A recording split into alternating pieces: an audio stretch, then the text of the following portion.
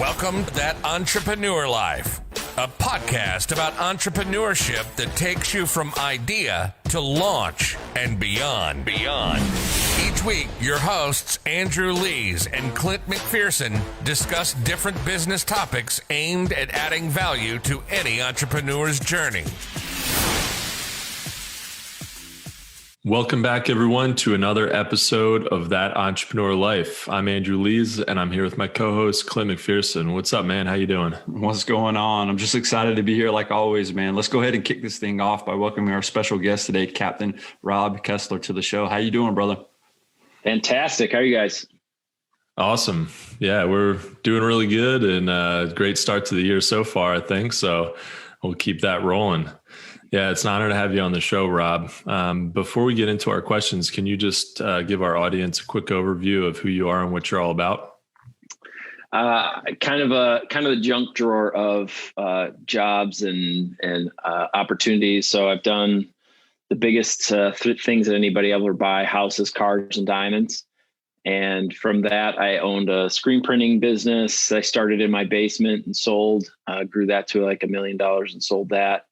Right now I'm a captain of a 50-foot yacht. My wife and I have a yacht charter business here in Los Angeles, which is currently shut down, which is hard to send that money out every month and it not move. But yeah, it's a beautiful boat though. I checked out the website. It's very cool. Yeah, it's fun. And we met some unbelievable people doing it. And then the main thing is $1 Million Collar, which simply put is like a collar stay, except it goes down the front of the shirt where the buttons and the holes are. So it gets sewn in, it's installed once, and once it's in, it lasts the life of the shirt. And then it prevents the front of the shirt from collapsing when you wear a shirt without a tie, which, you know, they say 90% of men wear shirts without a tie most of the time. So. Yeah, I can see that, especially now. It's definitely for the last like 10, 15 years at least. That's the look. And I personally hate ties. I had to wear, I went to private grade school and high school, and man, wearing ties every day was like, it's torture for a kid, especially. So, but they make a really great flag for flag football. So there was that. They have a use, not necessarily for a tie. I sold cars, so, you know, I was forced to, you know, schlep a tie on all the time. And you could tell the guy that's just like throws it on because he has to. And I just figured there's a better way. I've literally worn a tie once in the last 10 years, other than, you know, standing up at one of my buddy's weddings. Because I went to the Magic Castle here in Los Angeles and you have to wear a tie. But other than that, I haven't worn one. So yeah, it's the way to be. They're dusty in the back of the closet somewhere, just in case. Yeah. It's colorful. Yeah. So Rob, as a 50-ton master captain, man, you just touched on your boat, and as well as an investor and a co-founder, man, take us back and take our audience back to when your entrepreneurial journey actually started and what it is about entrepreneurship, man, that has led you to where you are today. Well, to me, it started really, I got lucky. I was a soccer player, highly competitive soccer player in high school. My friends, a couple of them worked at a soccer store. So I went to work there during high school, and literally day one, the owner of the store gave me a key to the store. He gave me a code to the alarm, and he put 100% faith in me. And just by that gesture, he basically made that whole thing grow. And I just felt like I owe it to this guy to give him everything that I have. And within a very short time, I kind of tinkering in with the marketing.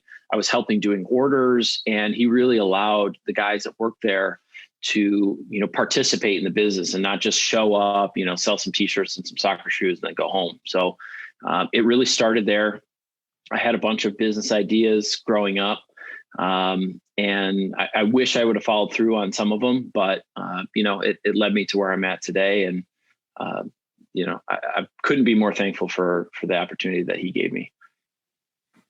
That's awesome. I mean, that sounds like a really formative time. And I think we all need at some point, or not just at some point, but all through our entrepreneurial journeys, we need people to have some faith in us and to kind of take a chance on us and invest in us too. I mean, that's a big deal for a business owner to give an employee that kind of responsibility. And I think it really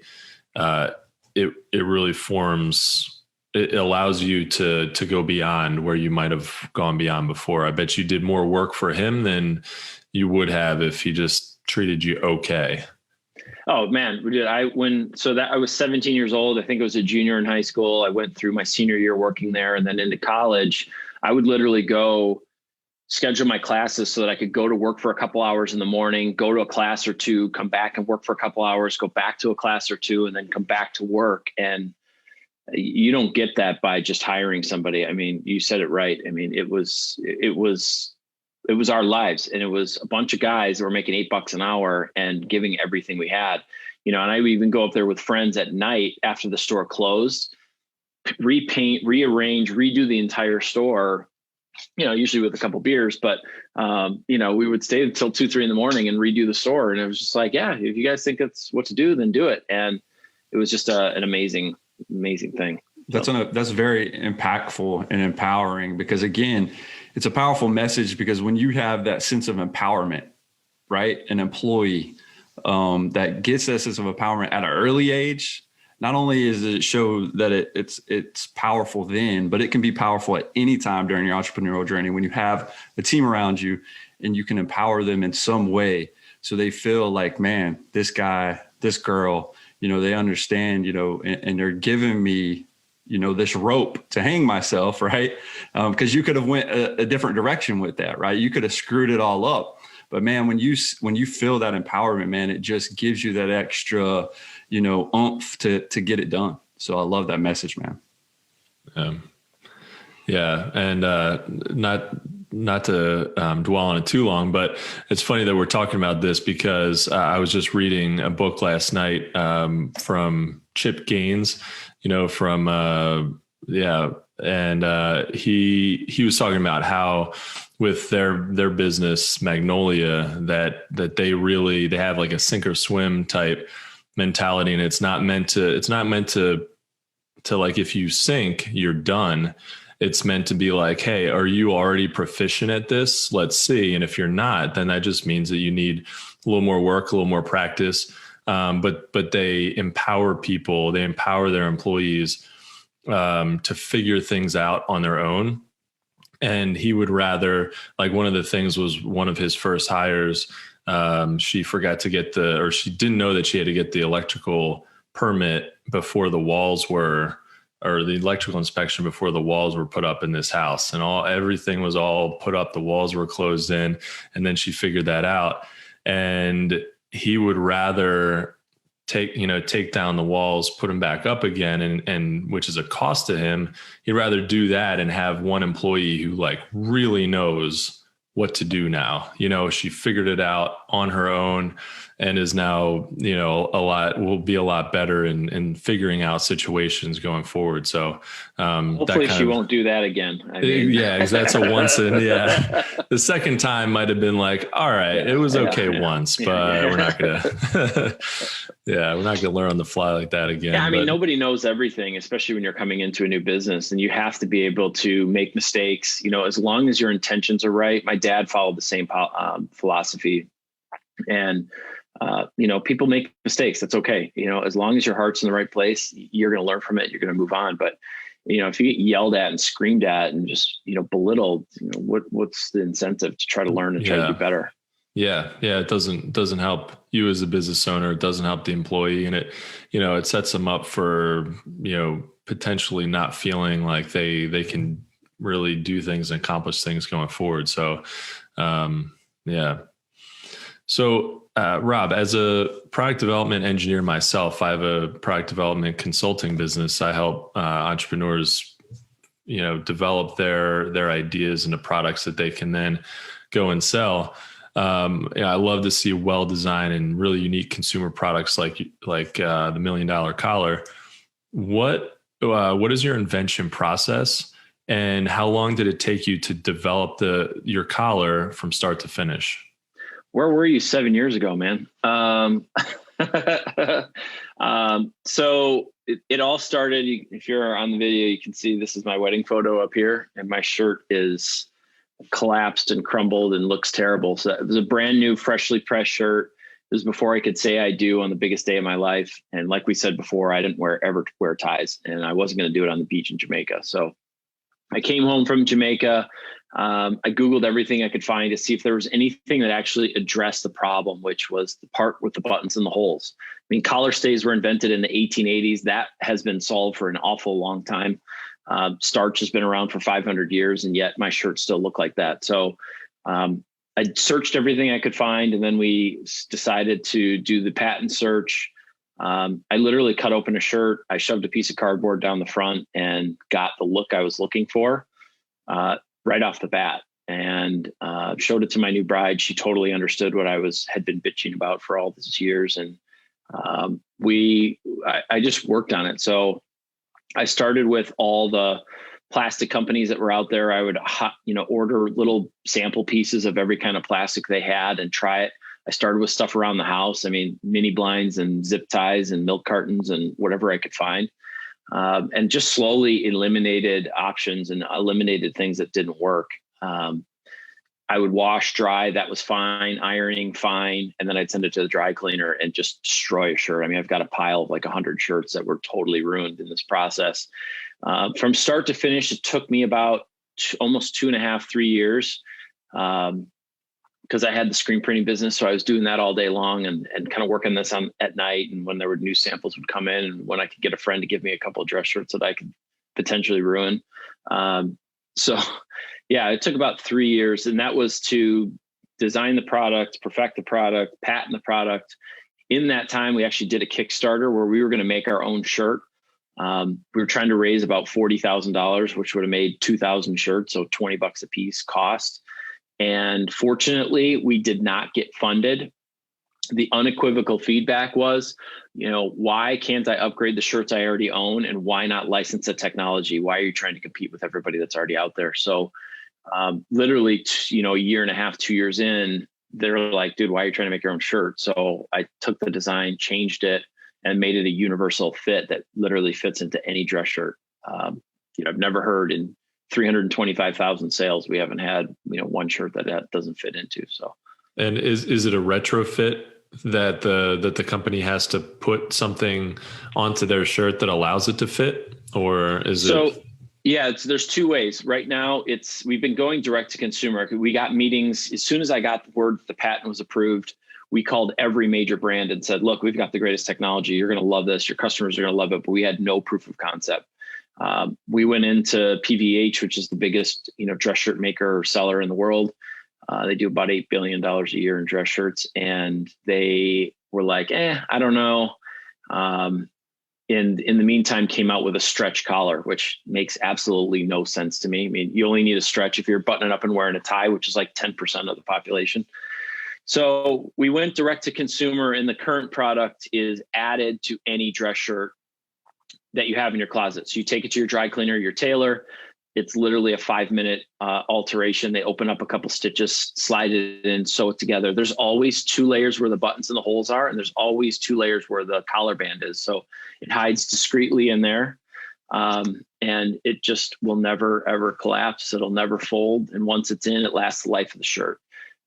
The other option, what we're going to be once we can finally license it to one of these brands, is we just ship it to their factory, and when they're sewing the body of the shirt to the collar of the shirt, they'll slide this in, they'll keep sewing and just keep on and going. So it fits seamlessly in during production, and it can be added very, very easily. I mean, you can see my sewing machine over here. I literally taught myself how to sew. It takes 5-10 minutes to put it in any shirt, and it's literally the only thing I can do on a sewing machine. So it's really, really easy. Other than button, maybe this is like the second easiest thing that you can do.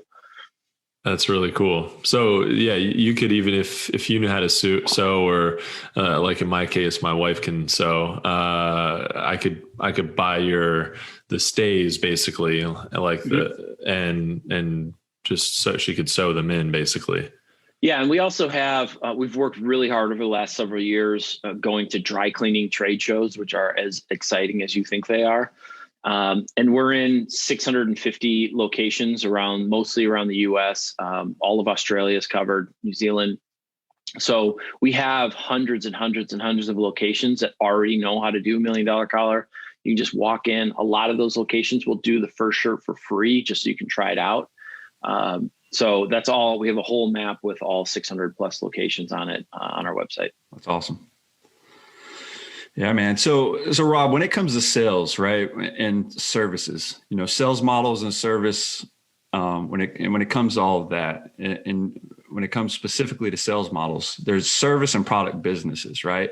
And they're usually very different to a degree. What's been the biggest challenge for you as you transition from your screen printing business to $1 Million Collar? Going fully digital to try to give that customer experience the best that I can. I mean, like I said, I sold houses, cars, and diamonds, and that's a very, very personal, intimate relationship. They have to really trust you when they're spending that kind of money. And so that was what I was used to. And I did the best that I could. So when it came to anybody ever asking a question or sending an email, I mean, people are always like, wow, thanks for the quick response. I mean, we do whatever we can to respond as quickly as we can, just try to make it right. I mean, if a shipment gets lost and the post office did it because they're terrible, we just reship it. I mean, it's a cost to me and, but it's ultimately, it's just about making the customer as happy as possible. And so I'm constantly thinking, how can I make this process as easy as possible? Because I know it's a pain to order this from my site, wait for it to come in the mail, go find someone to sew it in. I mean, it's a multi-step process that almost no other product has to go through. So that's why we've really expanded the options. You can mail in 5 shirts to us and we'll install them and send them back to you. You can go to one of the 600 plus locations that we're in. We also started opening wholesale accounts with dress shirt brands. So I buy their shirts, install $1 Million Collar, and then sell that shirt already upgraded. So you can buy a shirt that you already know and love in a size and a color you already know. So I'm always looking for ways to make that process as easy as possible. That's very cool. What do you think has really moved the needle the most for you with sales? I mean, was it when you started working with other brands, and it kind of exactly how is that working? As much as I hate to admit it, Amazon got it moving. They are an absolute pain to work with as a seller. They don't care about you one bit because they think that there's 20 other guys that want to sell the exact same product. I'm in a little bit of a unique situation since I have a patented product and nobody else sells it. But man, they make it really difficult. But at the same time, with a brand new product, when we came out probably 3-4 years ago, they really helped push new products. And our sales went up really fast, really quickly. And so I started out doing merchant fulfilled, and then we started doing FBA. And the process was great. The sales were great. The process just was a pain. So, yeah, I'm right there with you. It's funny. Almost everybody I talk to about Amazon is like, man, they're terrible to deal with. And I've told Clint so many times, like, it's so frustrating. What's awesome about it is that you can put a listing up and in the same day get a sale, which is incredible. You can't do that. It's tough to do that on a website because nobody knows about it. There's no traffic yet, but Amazon has so much traffic that you can get sales pretty quickly. But it actually is, I think, kind of tough sometimes to scale sales on Amazon. Did you have to did you have to advertise on Amazon, or did you push like your website traffic to Amazon for a while? I've heard of that technique where you kind of shut your online store off, push over to Amazon, get your ratings up, kind of get the momentum going, and then switch back. No, organically it grew from nothing to, we were doing like $11,000 or $12,000 a month on Amazon pretty quickly within maybe 6 or 8 months. And you're right, the buyers are all there. And so I figured, well, hell, I did this on my own. I don't even know what I'm doing. So maybe if I hire somebody, they will, maybe we can get to $20,000 or $30,000 a month.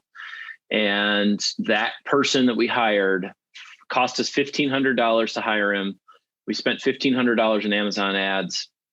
We went from $11,000 a month to $4,000 a month in about 2 months. And it's taken us, it took us almost a year to recover from that. So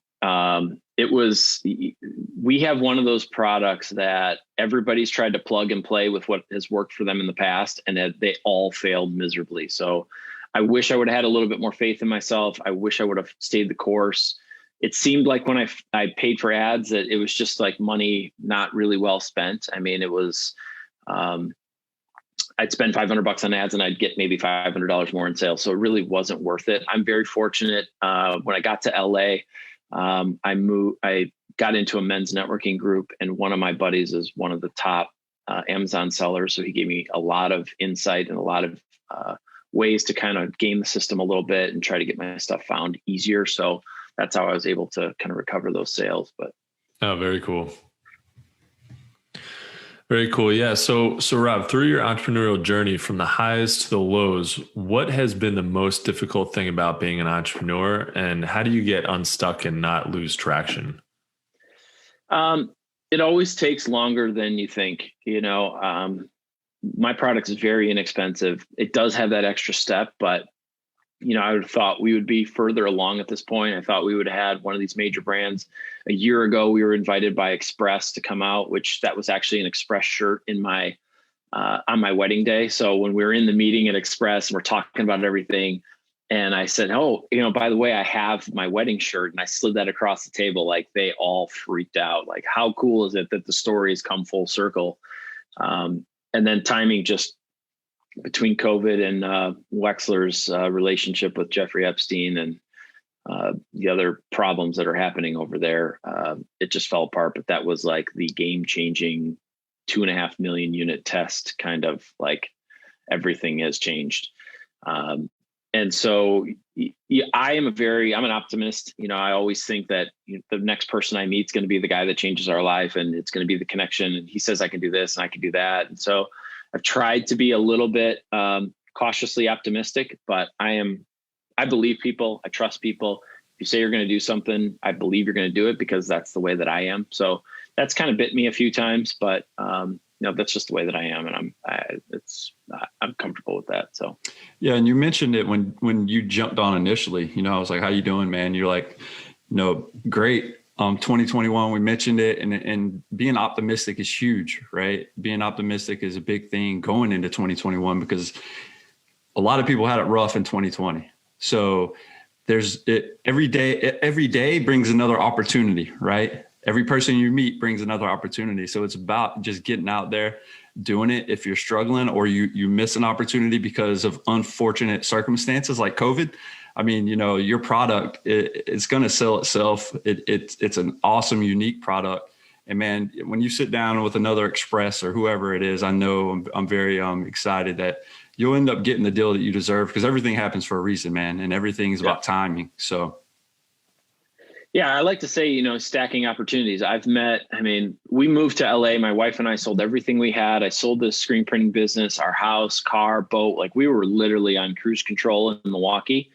My wife's gym was doing really well, and we sold everything we had to start over. We just thought that there was more opportunity here. And I'll tell you, our circle of people that I know in my phone would blow most people's minds. And we've been here less than 5 years, well, a little over 5 years. And I've got ridiculous connections, and I don't want to exploit those. So it's always been building the friendship, taking time, not really talking about other things. And then all of a sudden they're like, "Hey, I know somebody," or "This person can help you," or "That person can help you." And it's just been incredible. And that boat business, that saved us through COVID, because everybody wanted to get out. Everybody was stuck here in LA, couldn't leave. And we were slammed all summer. We met like ridiculous people. We've had celebrities, athletes, top Hollywood executives, insanely successful business people. It's just opened so many doors. I would have never thought that it opened those kind of doors. And it's fun. Yeah. That's cool. That's exactly how I feel about podcasting. If nothing else, it's this great vehicle to meet awesome people like yourself. And some people might not, like, if we just reached out to you and say, "Hey, do you want to pick each other's brains about, selling on Amazon?" Yeah. Randomly, like, it's just kind of weird and awkward. It's definitely possible, but it's such a great networking tool that we've loved it. And you never know. I agree with you. I think like you never know who that next person is you're going to meet who could just, be a huge asset in some way. And it's also, you don't want to bug people, and you don't want to make them feel like, I'm using you for whatever skill that they have, or, cause that gets old, and people don't dig that. But you don't know who's like really excited about sharing what they know. They might be sitting there like, when's this guy going to, if let's say they are like the top seller on Amazon, like your friend is, and you're selling on Amazon and you don't even ask him about your store. And he's like, dude, when's this guy going to ask me about, I know so much about this, but he's not even asking me. What the heck? So you never know sometimes when people are just ready and willing to help out and give you some pointers. So I think, networking is huge. Yeah. I mean, you got to put yourself out there. Like I said, stack opportunities. You never know. I mean, that boat, we've had buyers from the Gap on the boat. We have actually partnered with a consultant and a business guy that just knows everybody. Came from New York about 2 years ago. And I mean, he's been out on our boat like 6 or 8 times. And every time it's like the person he brings out, I'm like, damn, dude, that guy? Damn, like, this is crazy. This is just like buddies. You guys are just going out to, hang out for a couple hours in the boat. So, but he's a business dude and knows the right kind of people. And he just liked our vibe, and it's been cool. Yeah. And that's it. If you get the right vibe, if you're putting the right energy out there, it sounds kind of like hippy dippy, but man, it's so true. I think if you really have good positive energy and you want to better yourself, but you also want to help, make the people around you better, then, everybody's just going to respond to that in a more positive way. And there's guaranteed going to be some kind of success that comes out of that. Yeah, absolutely. So Rob, man, as we wrap up this episode, brother, if you could leave our listeners with one piece of advice, what would it be? Never stop learning. When I joined that networking group, there were some of the most successful people I've ever known in my life in there. And I like being the dumbest guy in the room, because that means there's a lot more for me to absorb. If you're in the smartest guy in the room, you're in the wrong room. So I listen to what guys say, and I listen to, I just try to surround myself with people who are at where I want to be. And so, never stop learning. I listen to podcasts all the time. Audiobooks are going constantly on Audible. There's always, my earbuds just don't last. I need to get another set so I can just keep like rotating them out when they die during the day. So, yeah, man, I'm always listening to books and podcasts and things like that. That's awesome. Well, I think that's a perfect way to wrap up this episode, my man. And from the both of us, Rob, we want to thank you for taking the time out of your day and helping us add value in what we're doing on our podcast. Yeah, it's been a real pleasure, Rob. Thank you for being on the show. And thank you all so much for listening to That Entrepreneur Life. To learn more about what Rob is working on, check out milliondollarcollar.com. If you like what you heard today, please subscribe to our podcast, and don't forget to download your free ebook at thatentrepreneurlife.com. Also, if you're interested in having us do some mini masterclass episodes this year, please contact us through our website. Thanks for continuing to support what we do as entrepreneurs, guys. And don't forget to join us next week for another episode of That Entrepreneur Life. Thanks for listening to That Entrepreneur Life podcast. Be sure to visit thatentrepreneurlife.com to join the conversation, access our show notes, and discover our fantastic bonus content. Don't forget to join us next week for another episode as we continue to add value. Until next time.